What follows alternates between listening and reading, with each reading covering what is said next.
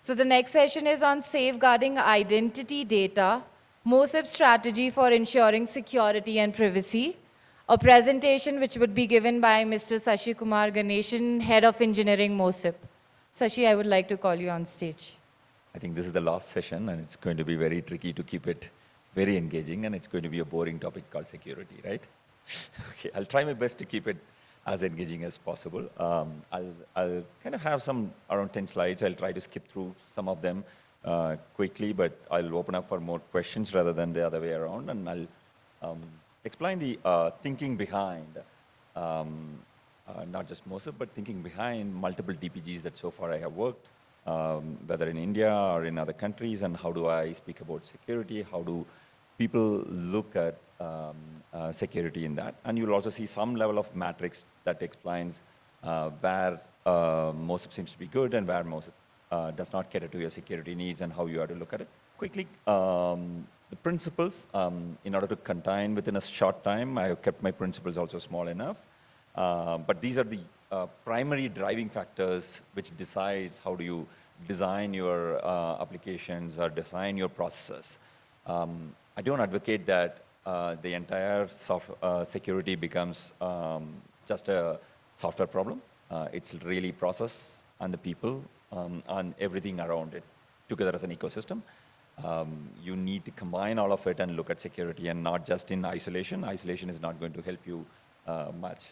So what here I am here to explain you how MOSIP's thinking is, but apply the same principle when you're going to deploy in your country in a larger landscape with a larger focus and not just a shorter focus. Okay?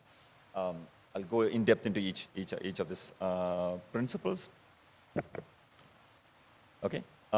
Keeping it simple, security and simplicity sometimes go not hand in hand, right? But sometimes it's important to think about at a country scale when you're working. How do we keep it very simple? Maybe very simple so that you could educate your people, because you're looking at almost everybody in your country starting to use digital systems, right? Now you need to decide how do they not fall victim for next phishing attacks or a spam attacks. And how do you make that simple? There are classic design patterns that you could use. We could speak maybe in outside of this, but I'll explain some of the things that in MOSIP we have done. While biometric became non-revocable, we started introducing IDs that are revocable. So inside MOSIP, there is a way for you to revoke your ID for the same individual and get a new ID to the same individual without worrying about your ecosystem losing its mapping that it has created. Okay, so suppose for whatever reason the biometric data, not the biometric data, but the data itself is hacked out, and people have your number or national security number, and then your name and your address and other things. We could revoke this number and issue a new number without any of the systems breaking around us. That's built into MOSIP because we understand when you're playing with biometrics, it's important to know in the longer run. Today you may not be prone to these attacks, but in the longer run, you could possibly be victim for these attacks, and you need to recover those people from it. And this recovery is as simple as reaching out to the ID authority, and you don't need to reach out to the whole entire ecosystem to get to the new ID. So it automatically happens, right? That's one way of looking at it. And second most common problems that you would see is at the database level. People try to take a dump of the database as a backup, as a procedure, and then they try to use that sometimes to help the governments. But quite often, at least I have had 20 different countries before I joined MOSIP, right? 20 different countries that I was advising had one other way where somebody who was part of his job was just taking a dump of a database and just put that there in a place which later on got exposed. The data was 1 year or 1.5 years old, but the data was just lying around and was just exposed because somebody did later work over future and nobody tried to delete that data, and the data was exposed. So it's important to understand the natural human behavior when you're building these kind of DPIs. So one of the things we did from the day one we were involved in MOSIP was to any confidential information, we will go completely encrypted. We will make sure we support you with enough APIs so that you could actually access the APIs. The people at the administrative level need not worry about backing up data or using any administrative task. For them, it's absolutely transparent data. They don't control the keys, they don't control the data. nothing else. This is just keeping it simple so that for them, they don't understand the data.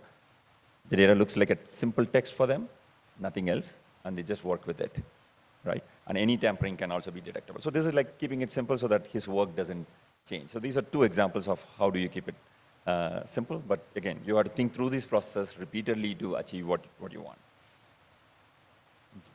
Second, trust but verify. So if you see within MOSIP, we use quite a lot of microservices. And every internal microservices, every internal Docker, every internal pod that communicates with another pod or other microservices, they go through a OAuth client, which means you have a central way where you can control and decide which microservice has the ability to speak to what other microservice.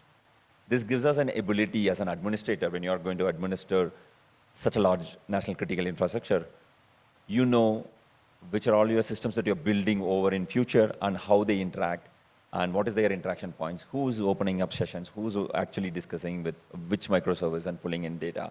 And temporarily you need to give access to some solution or some system to access certain data, you'll be able to simply revoke that access right from a central place.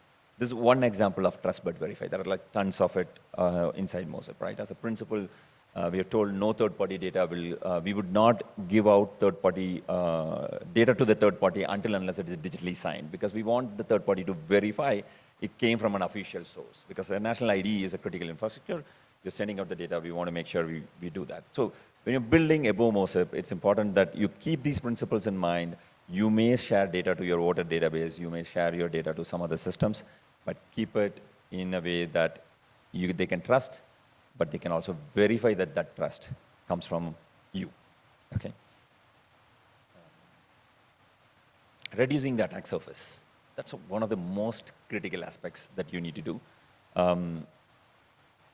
Running large DPGs and publicly on the internet, you're prone to completely a lot of attacks which you don't envisage today when you use a closed system which is not publicly available for people to use. So the moment it's available, the attack surface really becomes bigger. It's important to reduce the attack surface. Traditional processes do exist to reduce certain amount. There are new principles that exist which can help you out. People like OWASP and others help you on the technical aspects of reducing the attack surface. So there are multiple ways in which you can do. There is also a good threat modeling session that's happening sometime tomorrow or day after tomorrow, I'm not sure.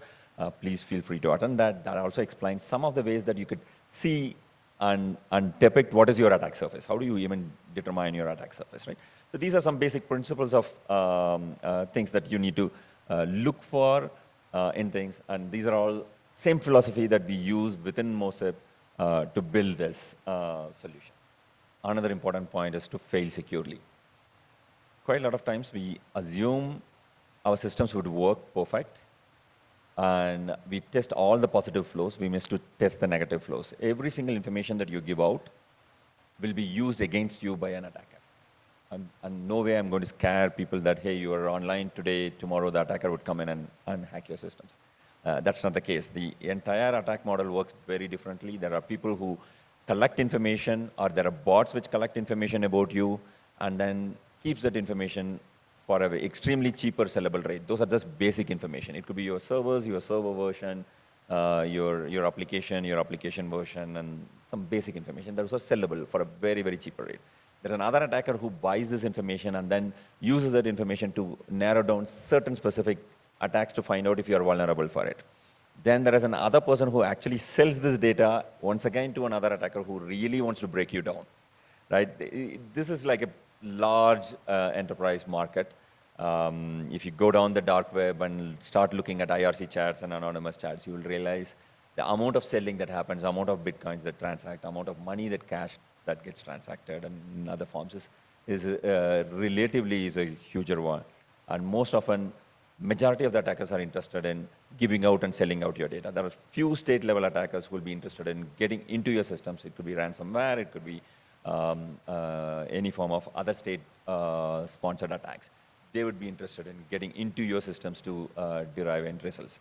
So it's important to make sure your applications fail securely so that you're leaking extremely, extremely less information, okay? You do those basic principles. You also need to understand how do you do defense in the depth? And as I said, it's not about just the data and the applications that you're building. It's also about the people. It's also about the data center that you're doing, which is the perimeters. It's also about the machines that you're doing. So it's important to cover all these aspects and not overlook one against the other. The most often the weakest part in the entire work we do is always been people, right? At a tech side, you can consistently use tools and other things to continue to improve, but most often you fall victim.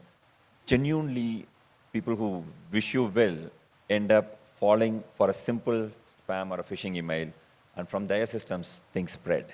And it's very difficult to control them, and it's important to educate your people, train your people, and make sure they understand they're working on a national critical infrastructure like ID or any of your DPIs that you're speaking about, right? Protection of this has to be taken into account. Don't take it lightly. You would not know how soon an attack happens. And a lot of times attacks would have happened, but the systems would be dormant for a very long time before which it gets activated. In my experience over the last 20 years of working with the government, specifically at national critical infrastructures, I've seen viruses and Trojans waiting closer to 3.5 years for a simple Twitter handle to come up and then start the command control process. So we have gone through this chain quite a lot of time. It is sometimes just makes you feel a simple miss, but it just makes you feel bad. But most often it's people. Most often it's not about anything else. It's people. Please make sure you train your people, educate them consistently. Make sure you follow the best practices that are available and follow the defense in depth in most cases. Threat landscape, this is specifically for MOSIP, so that people who use MOSIP as a DPI understand where we are good at. Wherever you see the green, you see where we are good at. Wherever you're seeing yellow, orange, where we are bad at. That doesn't mean green means no protection. It just means that we're good at what we are doing there, and you could vouch on what we have done in those spaces for the better work. Okay? In terms of the percentage that you see here, these are the international last year's report about how was the attacks in the cyber landscape and where were the attacks focused on. And majority of the attack has been on the ransomware. In essence, MOSIP is pretty good at protecting it if you're using the entire stack. Our archival process, our database backup processes that we bring in, the data sharding work that we have done, and have worked on large data sharding, which copies data in multiple databases, which enables you to be out of ransomware very, very quickly, right? I can go over these things, but I think it's different. And typically 0 day is 2%. 0 day is a very, very costly affair, right? And it takes time to get 0 day to be correct, and it's 0 day is an ongoing work. You'll continue to see new problems coming in. For example, even MOSIP, right? We are today at Java 11 at all sense. We are working very hard to move to Java 17 and 21. We are running out of support in Java 11. We're starting to see more security vulnerabilities that are starting to show up. So far, we have not seen something which could penetrate into our system, but we are starting to feel that we have to really move on that path of Java 17 far more faster than what we are thinking, and our frameworks has to upgrade. So there's a lot of work that we are pushing in. So upgrades of any software, upgrades of DPIs and upgrades of applications and open source applications that you use is an absolute must in order to remain in a lot more positive security landscape. And that helps you in reducing attacks land surface to a great extent. All right. I think we spoke about quite a lot of these things, so I'm going to jump in order to be a little more faster. What do you do beyond MOSIP? So you deployed MOSIP or you deployed any DPI, right? How do you think about security? It potentially boils down to these 4 principles, and repeatedly thinking this over an iterative model. I don't think you would get it correct in the day one. There are a lot of enough materials from NIST and others. The CISF framework also speaks about quite a lot of these things. So it is important to start this. Don't worry about whether I know it fully, I don't know it fully. Do I have the talent within my team? Don't worry about a lot of these things. It starts with discussions. It starts with the first belief that we want to make it secure, and we want to start discussing that within our teams and getting over that, right? And over time, you'll realize you're gaining more and more knowledge, and you're trying to move this. So this is a cycle. So you continue this process day in, day out. It goes on for years. You will find some tools working good for you, some tools not good. You will change them, you will modify, you will look at new areas as you proceed. But it's an ongoing work. Don't ever think that we speak about so much of cryptography in MOSIP, and just don't blindly believe that it's going to be absolutely safe for you. There are things that you have to do, you have to take care, and this is a constant battle, as I said, and we have to be constantly evolving in this landscape, and we can't be sitting idle. Please ensure to update your systems regularly and have your team start speaking about security. And that's the most first important step that I would advise all of you to do it. And thank you guys for all your time.